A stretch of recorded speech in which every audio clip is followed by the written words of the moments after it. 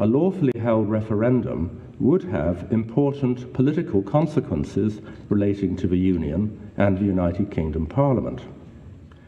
Its outcome would possess the authority in a constitution and political culture founded upon democracy of a democratic expression of the view of the Scottish electorate. It would either strengthen or weaken the democratic legitimacy of the Union and of the United Kingdom's Parliament's sovereignty over Scotland, depending on which view prevailed. And it would either support or undermine the democratic credentials of the independence movement.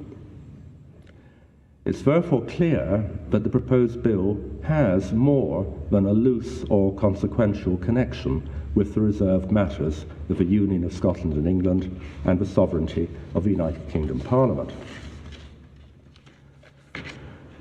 The Scottish National Party, which the court permitted to intervene in the proceedings, made further submissions based primarily on the right to self-determination in international law. They argue, in summary, that the limitations upon the powers of the Scottish Parliament, as laid down in the Scotland Act, should be restrictively interpreted in a way which is compatible with that right to self-determination under international law. The court is unable to accept that argument. The SNP rely on the judgment of the Canadian Supreme Court in a case concerned with Quebec. But in that case, the court held that the right to self-determination under international law only exists in situations of former colonies or where a people is oppressed, as for example under foreign military occupation, or where a definable group is denied meaningful access to government to pursue their political, economic, cultural, and social development.